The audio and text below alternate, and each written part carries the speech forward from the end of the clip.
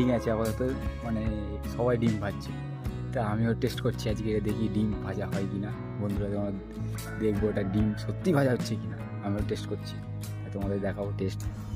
1 ঘন্টা আগে থালাটা দিয়ে গেছি মোটামুটি, তেলটা দিয়ে দেবো, ঠিক আছে। ডিম আজ ভাজবো বন্ধুরা, সত্যি কি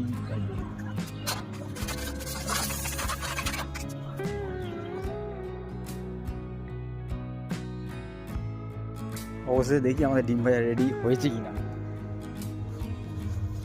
হয়ে গেছে দেখো বন্ধুরা।